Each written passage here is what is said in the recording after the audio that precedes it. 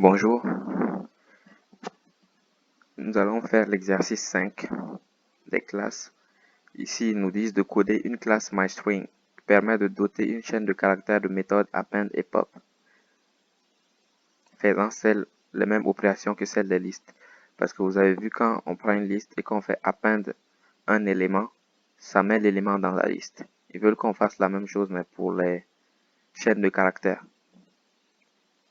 On va créer la classe s'appelle MyString. .py.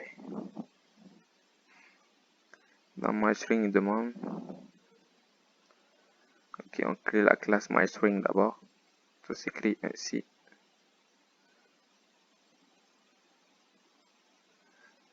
Classe MyString. Et là, on doit définir le constructeur qui s'écrit de cette façon-là. Le constructeur, il prend comme élément self d'abord. Paf. Si on peut mettre pass.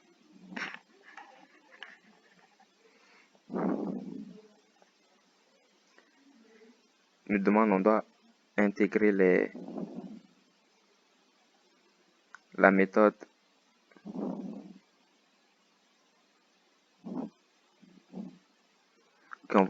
déjà, quand on veut créer une classe, on doit savoir quels sont les attributs de la classe et les méthodes. Si on va lister les attributs,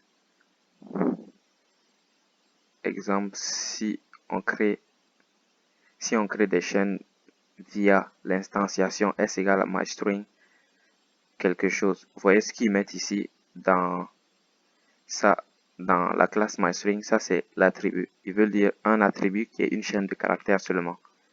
Dans la classe MyString, il y aura un seul attribut qui serait une chaîne de caractères. Donc on peut le mettre ici. On va dire ici, on va mettre chaîne, on va l'appeler chaîne, la chaîne de caractères. Puis il va dire self.chaîne. Hop, ici on va le mettre private. Comme ça, n'importe qui ne peut pas y accéder. Égal à chaîne. Comme ça. C'est-à-dire que chaque fois qu'on va créer un élément MyString, il va falloir qu'on lui donne une chaîne de caractères qu'il va utiliser comme son corps en fait. Et ils veulent aussi qu'on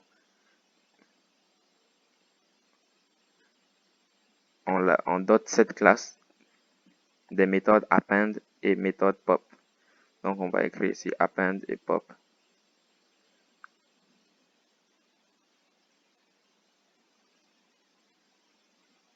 Quand on fait append, en fait, il ajoute l'élément. Et quand on met pop avec un chiffre ici, ça veut dire qu'il doit enlever l'élément à cette position-là, à cet indice-là. On va commencer par append d'abord. Def append. On va l'appeler ainsi, append. Et ici, on met self, virgule. Et ce qu'on veut append, on veut mettre une chaîne de caractères. On va mettre chaîne.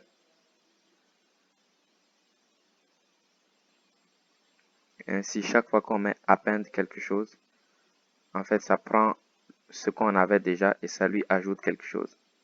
On va dire, lui, on va l'appeler chaîne 1 pour ne pas faire la confusion.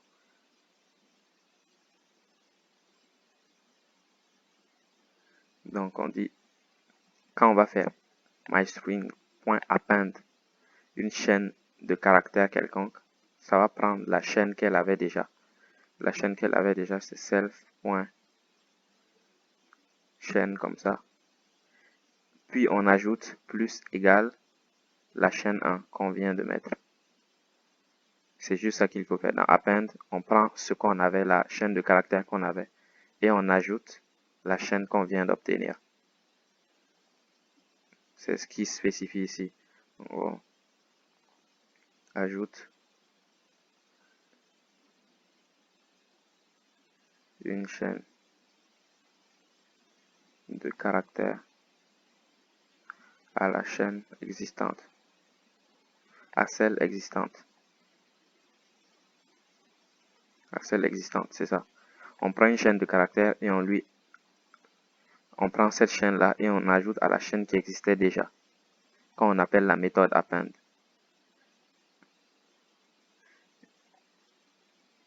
Et on fait return,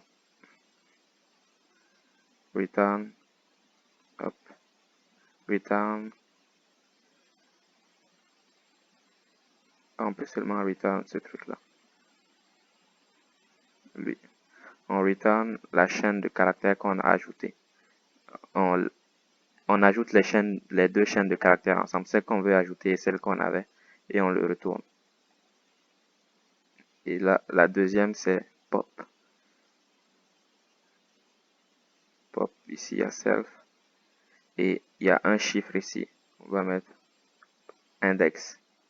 Ça veut dire la position de ce qu'on veut enlever. Ils disent si on fait pop 0, par exemple, ça va enlever le premier élément. Si on fait pop 1, ça va enlever le deuxième élément.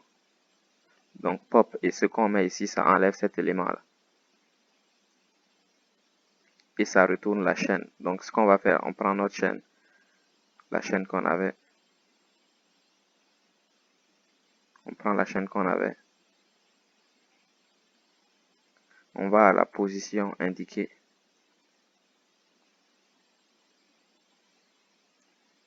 La position index.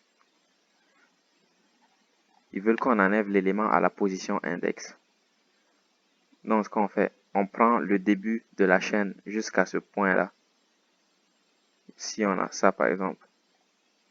Si on a A, B, C, D. Et qu'on veut enlever C. Ce qu'on va faire, c'est qu'on prend AB, virgule, puis on prend D et on les met ensemble. On fait A, B, D. C'est-à-dire qu'on sélectionne on parcourt la liste pour sélectionner tous les éléments qui se trouvent avant C. Puis on parcourt la liste encore pour prendre tous les éléments qui sont après C et on ajoute et on fusionne ces deux éléments, ces deux parties-là pour obtenir ça. C'est ce qu'on va faire ici. Donc ce qu'on va faire, on va utiliser une boucle for. On va dire for i in range. On commence à 0 jusqu'à index. Ça veut dire qu'il va s'arrêter avant l'index. Puis on va prendre tous ces éléments-là. On va dire ici la tête. Tête égale à vide. Faire tête plus égale self.chaîne position i.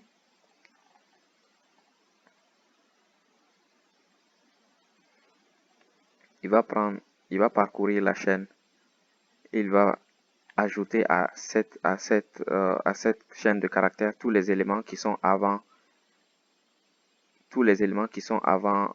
notre position ici, notre index. Si on veut pas 0, 1, 2, si on ne veut pas l'élément à la position 2, on prend tous les éléments avant 2. On prend tout ça là. C'est ce qu'on a fait ici. On prend tous les éléments avant 2.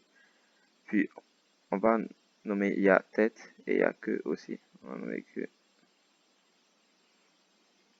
On prend tous les éléments avant, puis on prend tous les éléments après.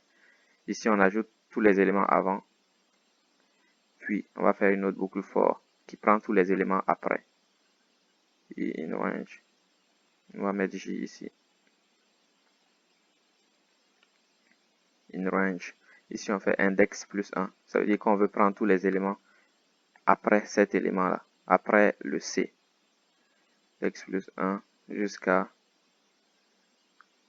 la fin de notre truc, jusqu'à la fin de notre chaîne initiale. Jusqu'à l'inf de ça.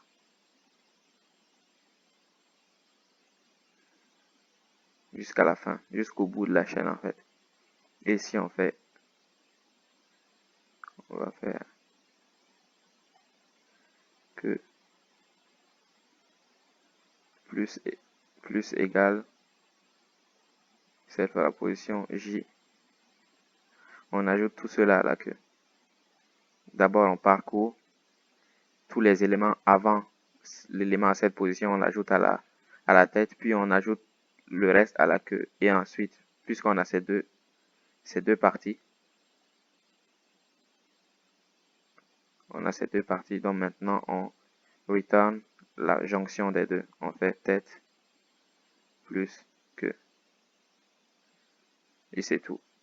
On prend tous les éléments avant, puis on prend tous les éléments après, et on ajoute ces deux éléments-là. On joint ces deux éléments-là, qu'on retourne.